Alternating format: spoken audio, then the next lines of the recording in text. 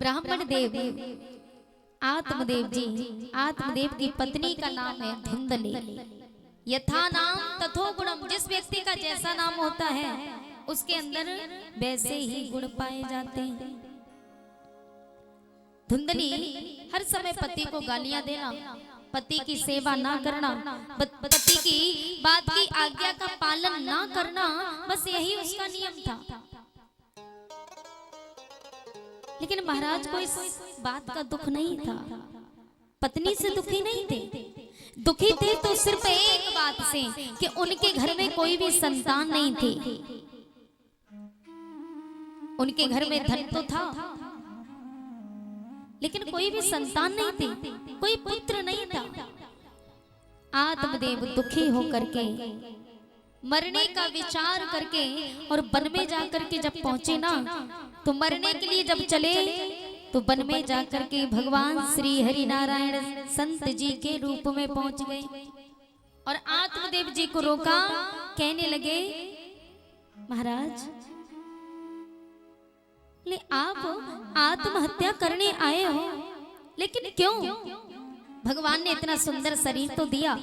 ये बात कौन कह रहा है? भगवान कह रहे हैं। भगवान संत के रूप में आए हैं ब्राह्मण देव के पास, जो मरने के लिए वन में पहुंचे थे।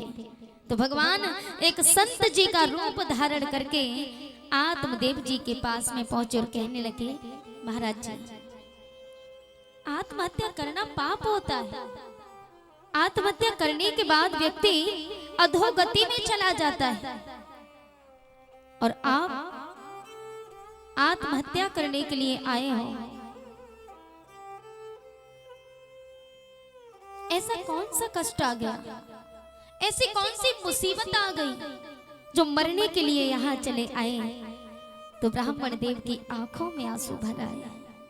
ब्राह्मण देव रो रहे, बाबा आपने मुझे रोक करके अच्छा नहीं किया। बाबा मेरे जीवन में कोई संतान नहीं है, भगवान ने सब कुछ दिया, धन दिया, दौलत दी, लेकिन कोई भी संतान नहीं दी है, इसलिए मैं मरना चाहता हूं। भगवान ने कहा, संतान जीवन में होना या ना होना ये तो कर्मों के हिसाब से मिलता है। व्यक्ति जैसा कर्म करता है उसको वैसा फल भोगने को मिलता है।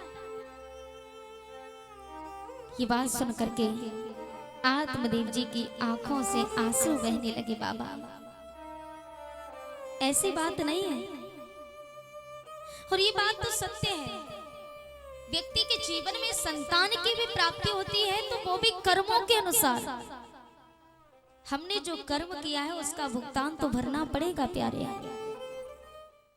भगवान श्री कृष्ण से अर्जुन ने पूछा था गीता में कि प्रभु कारण कहा बने वो वैश्या, बांझ करनी कहा करे, काहे को मर जाए पुत्र पिता के आगे। भगवान श्री कृष्ण से अर्जुन जब पूछते हैं कि काहे को मर जाए पुत्र पिता के आगे, क्यों कोड़ी काया तन पावे, कारण कहा बने वो वैश्या, बांझ करनी कहा करे। हे प्रभु आप मेरे प्रश्नों का उत्तर दीजिए। वो व्यक्ति ऐसा कौन सा कर्म करते हैं जिस पिता के सामने, पिता घर में बैठा है और उस पिता के सामने उसका जवान बेटा मर जाता है, जवान बेटे की मृत्यु हो जाती है, वो पिता कौन सा कर्म करता है? जिस पिता के सामने से आप उसके संतान को छीन लेते हो। और वो स्त्रियां कौन सा कर्म करती हैं जिस स्त्री को आप बांझ बना देते हो। और ऐसी स्त्री कौन सा कर्म करती है जिसे अगले जन्म में आप वैश्या बना करके भेजते हो। हे प्रभु आप मेरी शंका का समाधान कीजिए। भगवान श्री कृष्ण ने कहा, अर्जुन जिस पिता के सामने उसका जवान बेटा मर जाता है ना, मैं उस पिता के पुत्र को इसलिए छीनता हूं कर्मों के अनुसार। जो व्यक्ति बेईमानी करता है ना, मान लीजिए हमने आपको 10,000 रुपए दिए, हमारे घर में रखने के लिए जगह नहीं है और हमने दादाजी को 10,000 रुपए दे दिए। हम दादाजी से कहें दादाजी हमारे घर में जगह नहीं है रखने के लिए, आप ये हमारे 10,000 रुपए रख लो, और जब हम पर बुरा समय आएगा ना, जब विपत्ति आएगी ना, तो आप हमारे पैसे हमें वापस कर देना। आप हमारे पैसों को रख लो और आप हमसे कहो कि ठीक है। हम निश्चिंत होकर के चले जाएं।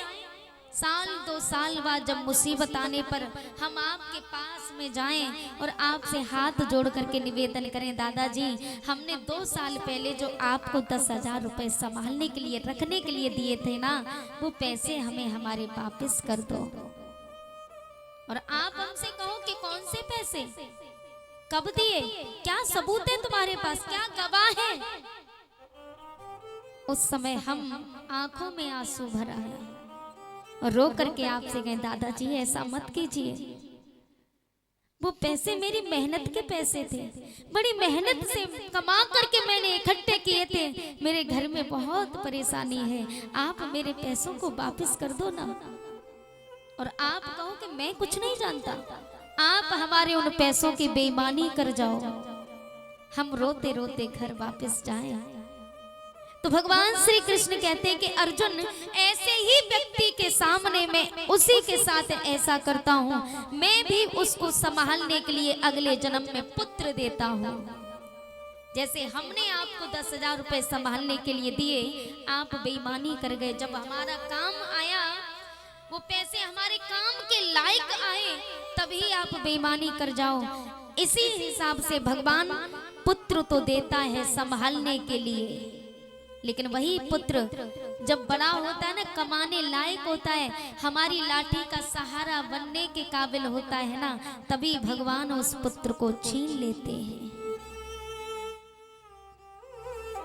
अर्जुन ने कहा, प्रभु वो स्त्रियां क्या कर्म करती हैं जिन स्त्रियों को आप अगले जन्म में वेश्या बना करके भेजते हो? तो भगवान ने कहा, अर्जुन जिस स्त्री के पति होते हुए,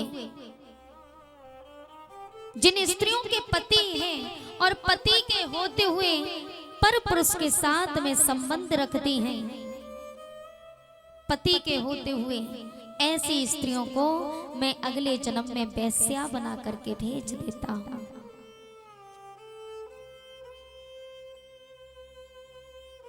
अर्जुन ने एक सवाल और पूछा था कि प्रभु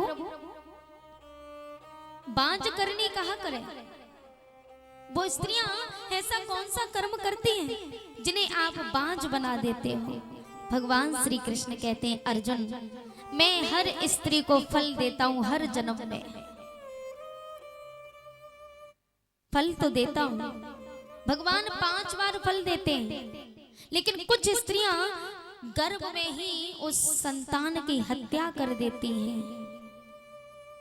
गर्भ धारण हुआ, चेकअप किया और गर्भ में ही हत्या कर दी, गर्भ में मार दिया। भगवान ने 5 बार फल दिया और 5 बार हत्या कर दी। तो भगवान श्री कृष्ण कहते हैं कि हे अर्जुन, ऐसी ही स्त्रियों को मैं अगले जन्म में बांझ बना देता हूं। इसलिए प्यारे, कर्मों से कोई बच नहीं पाया। जो व्यक्ति जैसा कर्म करता है उसको तो वैसा भोगना ही भोगना है। आत्मदेव को भी भगवान बड़े भाव से समझा रहे हैं। भगवान ने कहा, ये तो कर्मों की खेती है। भगवान बड़े भाव से समझा रहे हैं, ये तो कर्मों की खेती है, जो बोएगा सो पाएगा। कर्मों से हाथ बटाने में कभी बेटा काम न आएगा।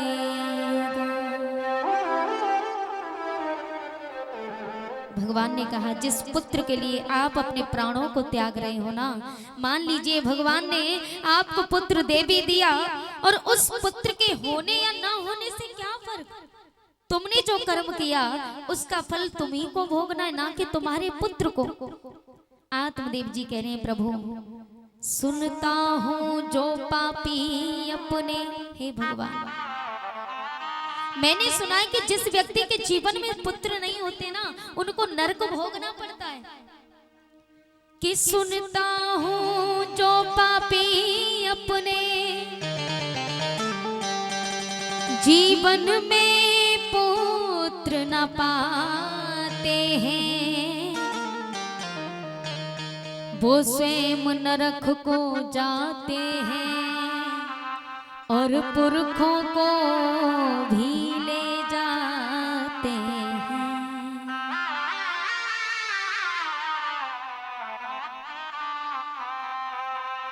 आत्मदेव जी कह रहे हैं प्रभु मैंने ये सुना है, मेरे पूर्वज कहते हैं कि जिस व्यक्ति के जीवन में कोई संतान नहीं होती ना ऐसे व्यक्तियों को नरक भोगना पड़ता है, और खुद नरक भोगते हैं सो भोगते हैं साथ में अपने पूर्वजों को भी ले जाते हैं। भगवान ने कहा ऐसा कहाँ लिखा है? जो व्यक्ति जैसा कर्म करेगा उसको वैसा ही फल भोगने को मिलेगा। और कर्मों से हाथ बटाने में किसी का कोई बेटा या बेटी साथ नहीं देता। यजुर्वेद के 40वें अध्याय के दूसरे श्लोक में लिखा है, वेद व्यास जी ने कुछ इस प्रकार लिखा है, कुर्वन्यवेह कर्माणि। बात एक ही है, बात सिर्फ वही है, लेकिन अलग अलग शब्दों में कवियों ने लिखा है। वेद व्यास जी ने लिखा है यजुर्वेद के 40वें अध्याय के दूसरे श्लोक में कुछ इस प्रकार लिखा है, कुर्वन्यवेह कर्माणि जिजीविषेच्छन्तं समा एव त्वयि नान्यथेस्तोऽस्ति न कर्म लिप्यते नरे। कहने का भाव यह है कि जो जैसा कर्म करेगा उसको वैसा भोगना है। और इसी बात को गीता के दूसरे अध्याय के 47वें श्लोक में कुछ इस प्रकार लिखा है, कर्वण्येवाधिकारस्ते कर्वण्येवाधिकारस्ते मा फलेषु कदाचन मा कर्म फल हेतु भूर्वा ते संगोस्त कर्मणि। और इसी बात को रामायण में कुछ इस प्रकार लिखा है, ना भुक्तम क्षीयते कर्म कल्प कोटि सतेरपि अवश्य में भोक्तव्यम कृतम कर्म सुवाससम। और इसी बात को यदि सरल ढंग से कहा जाए तो इसी बात को गोस्वामी तुलसीदास जी ने लिख दिया कि कर्म प्रधान विश्व रचराता।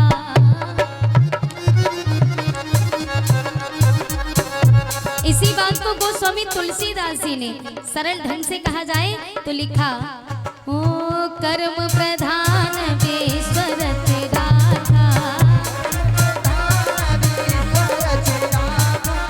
कर्म प्रधान विश्व रच राखा जो जस करे सो तस फल जाता जो जस करे सो तस फल जाता।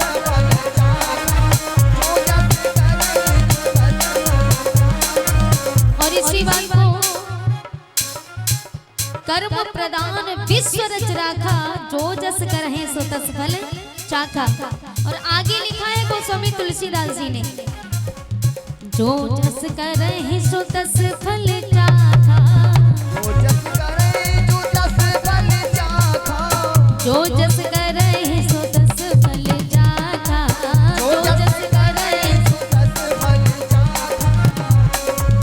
आगे लिखा, शुभ और अशुभ कर्म अनुहारी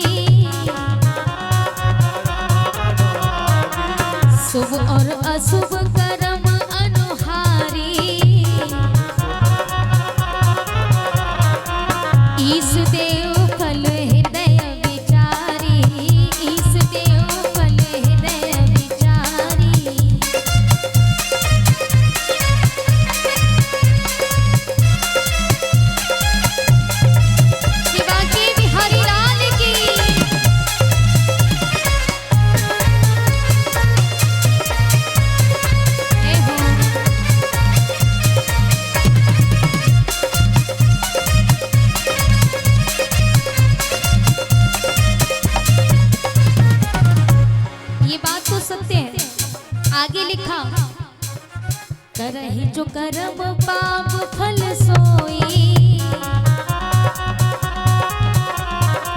करहि जो कर्म पाप फल सोई।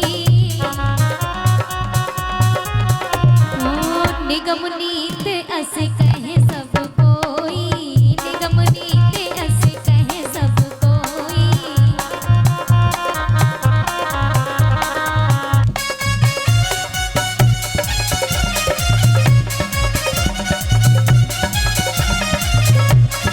जय हरि।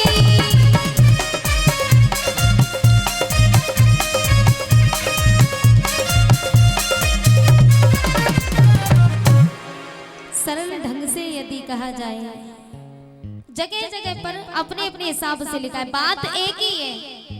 यजुर्वेद के 40वें अध्याय के दूसरे श्लोक में लिखा, कुर्वन्नवेह कर्माणि जिजी विशेषतम समाह एव त्वयि नान्यथे तोस्ति न कर्म लिप्यते नरे। और इसी बात को गीता के दूसरे अध्याय के 47वें श्लोक में लिखा है, कर्मण्येवाधिकारस्ते मा फलेषु कदाचन मा कर्म फल हेतु भूर्वा ते संगोस्ति कर्माणि। और इसी बात को रामायण में भी लिख दिया, ना भुक्तम क्षीयते कर्म कल्प कोटि सतेरपि अवश्यमेव भोक्तव्यम कृतं कर्म सुवाससम। और इसी बात को गोस्वामी तुलसीदास जी ने सरल ढंग से लिख दिया, सरल तरीके से। जब लोग नहीं समझे ना तो सरल तरीके से उन्होंने लिख दिया, कर्म प्रधान विश्व रच राखा जो जस करहि सो तस फल चाखा। शुभ और अशुभ कर्म अनुहारी ईश देव फल हृदय विचारी। करे जो कर्म पाप फल सोई, निगम नीति अस कहे सब कोई। इसलिए जगह जगह पर शास्त्रों में विद्वानों ने अपने तरीके से हमें जागृत करने के लिए बहुत प्रयास किया, फिर भी हम लोग समझ नहीं पाते। जिस व्यक्ति ने जैसा कर्म किया उसको तो वैसा भोगना ही भोगना है प्यारे।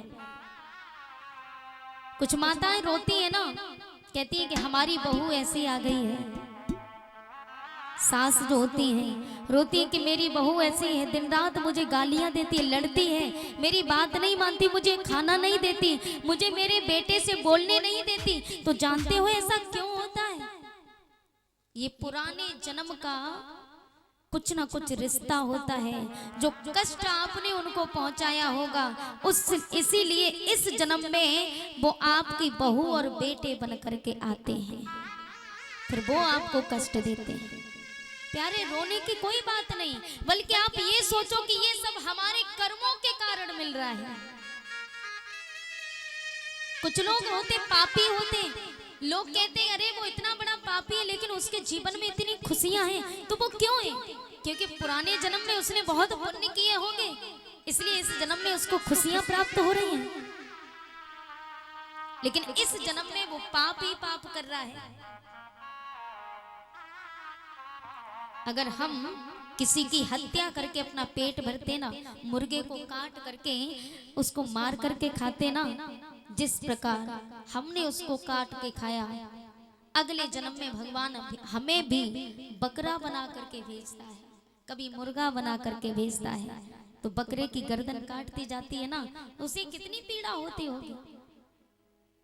अगले जन्म में हमारे साथ भी ऐसा ही होता है, जिस भांति हमने उसको कष्ट पहुंचाया उसी भांति।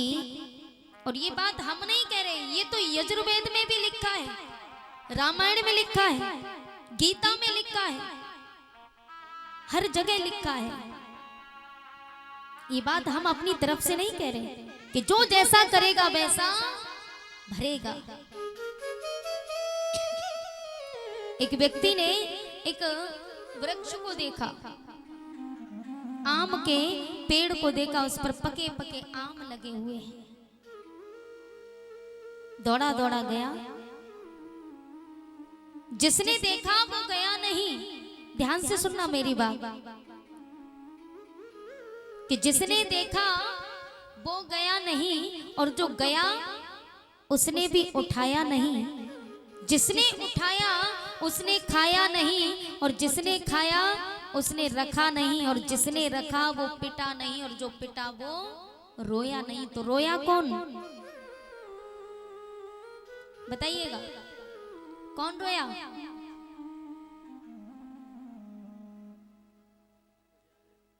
जब रोने का नंबर आता है ना तो कौन रोता है?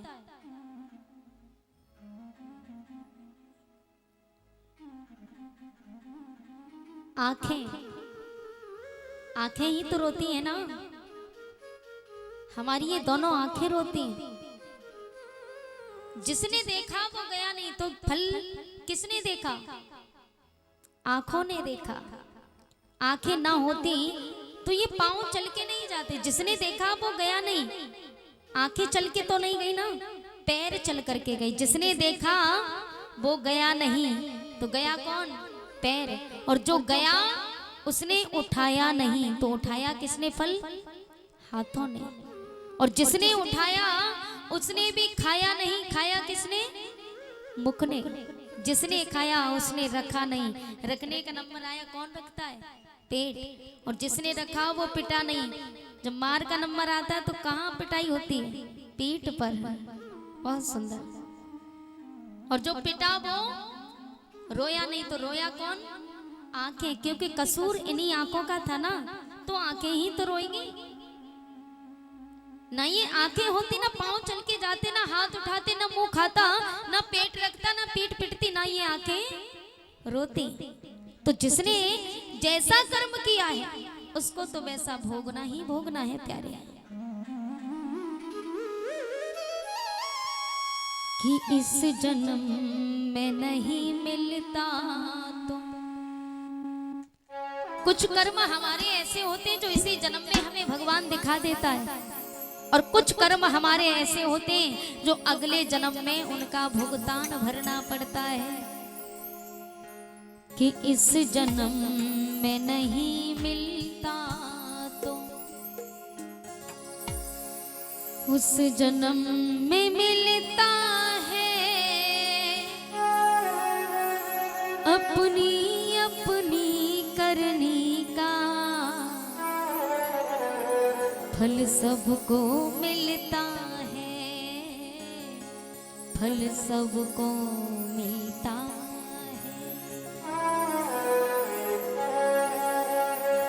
क्योंकि कर्मों से भगवान भी नहीं बचे हैं मैया।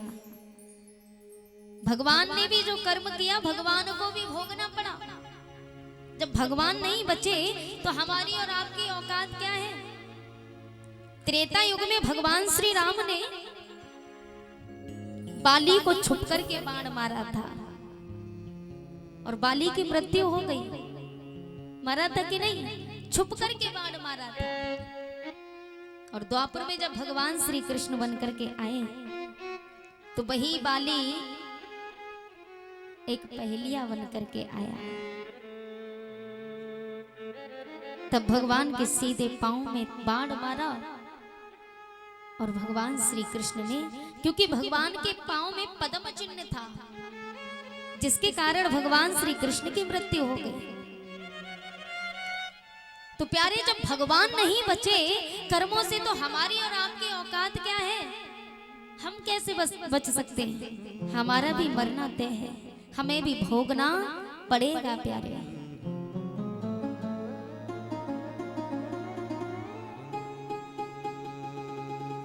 कर्म प्रदान विश्व रच राखा,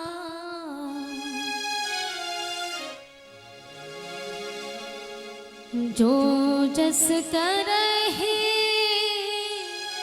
सो तस फल चाखा।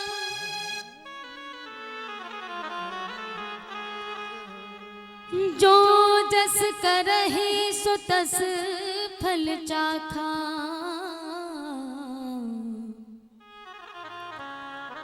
जो जस करहि सो तस फल चाखा।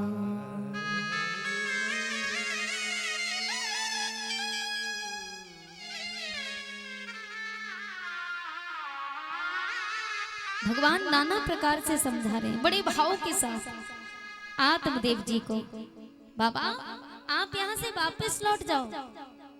अरे आप अपने एक पुत्र के कारण प्राणों को त्याग रहे हो। भगवान ने इतना सुंदर मनुष्य का शरीर दिया, मनुष्य का तन दिया। अरे आनंद से जियो, आनंद लो, जीवन में आनंद लेना है। और ये मुसीबतें तो आती रहती है, जीवन उसी का है जो मुसीबत में संघर्ष करे जिंदगी में, उसी का जीवन जीवन है प्यारे। जरा जरा सी मुसीबतें आने पर जो प्राणों को त्याग दे, जो आत्महत्या करने, वो इंसान इंसान के नाम पर कलंकित है। इसलिए भगवान बड़े भाव से समझा रहे हैं।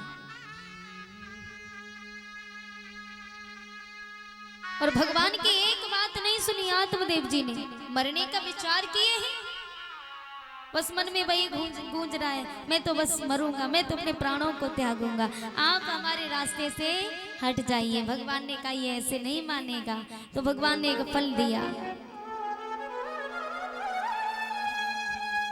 भगवान ने कहा ये फल लेकर के जाओ, और ये फल अपनी पत्नी को खिला देना, बहुत सुंदर संतान होगी। फल को लेकर के आत्मदेव जी चले, पत्नी को ले जाकर के फल दिया। तो पत्नी को चिंता होने लगी कि मैं यदि ये फल खाऊंगी तो मेरा गर्भ धारण हो जाएगा, और गर्भ धारण होगा मैं श्रृंगार नहीं कर पाऊंगी, मैं शौक नहीं कर पाऊंगी। चिंता होने लगी, वो जीवन में अपना गर्भ धारण करना नहीं चाहते थे। आत्मदेव जी फल दे करके चले गए। उसकी छोटी बहन घर में आई। छोटी बहन ने कहा, बहन क्या बात है, इतनी चिंता में क्यों? बहन ने कहा कि मेरे पति ने फल दिया है खाने के लिए, और मैंने यदि ये फल खा लिया तो मेरा गर्भ धारण हो जाएगा, मैं नहीं चाहती कि मेरा गर्भ धारण हो। छोटी बहन ने कहा एक काम करो, तुम्हें ये फल खाने की कोई आवश्यकता नहीं है, मेरा गर्भ धारण है ना, मैं तुम्हें वचन देती हूँ, मेरे जो भी संतान होगी वो संतान मैं तुम्हें सौंप दूंगी, लेकिन इसके बदले मुझे धन चाहिए। तुम्हारे घर में धन है, संतान नहीं है, लेकिन मेरे घर में संतान है लेकिन धन नहीं है, इसलिए मेरे जो संतान होगी वो संतान मैं तुम्हें सौंप दूंगी, इसके बदले मुझे तुमसे धन चाहिए। क्या बात है। और जिस समय ये बात तय की, फल को ले जाकर के गाय माता की नाद में डाल दिया। गाय माता ने उस फल को ग्रहण कर लिया, पान कर लिया, भगवान का प्रसाद समझ के, और फल को पान करने के बाद समय व्यतीत होता गया। 9 मास पर पूर्ण होने के लिए आए। 9 महीने बीत जाने के बाद उसकी छोटी बहन के गर्भ से पुत्र का जन्म होता है, और उस पुत्र का नामकरण संस्कार किया, तो उसी पुत्र का नाम जैसा मैया का नाम है वैसा ही पुत्र का नाम रख दिया। पुत्र का नाम क्या रखा? धुंधकारी।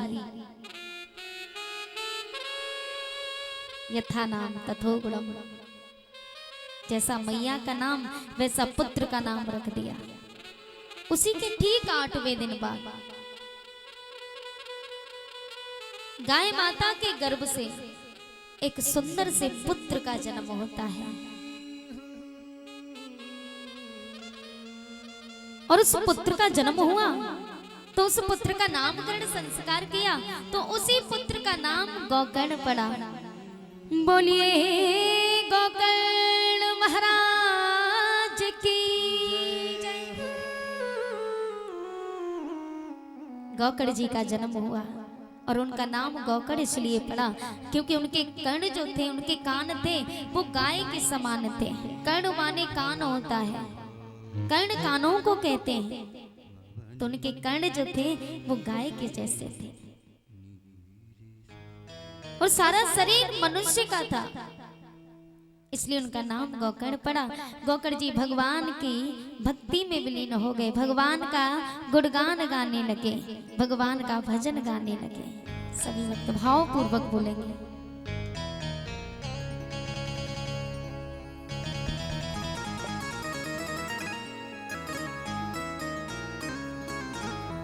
गोविंद मेरो है गोपाल मेरो है, गोविंद मेरो है, गोपाल मेरो है। भाव से गाइए।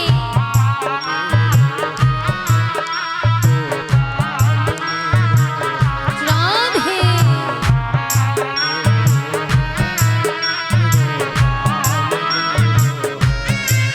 गोतवा के बिहारी नंदलाल मेरो है, शिवा के बिहारी नंदलाल मेरो है, गोविंद मेरो है, गोपाल मेरो है, गोविंद मेरो है, गोपाल मेरो है।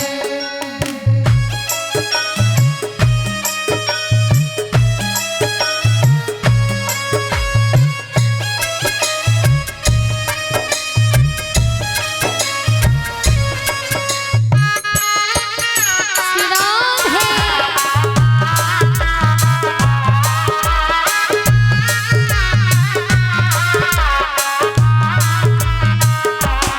हरि बोल।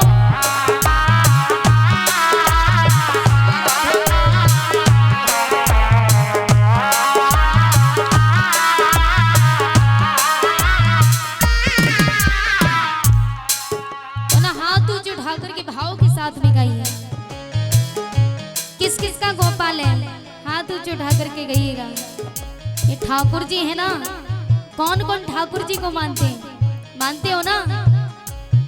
तो सभी भक्त भाव पूर्वक झूमते हुए शिवा के बिहारी नंदलाल मेरो है, शिवा के बिहारी नंदलाल मेरो, गोविंद मेरो है, गोपाल मेरो है, गोविंद मेरो है, गोपाल मेरो राधे जय हो।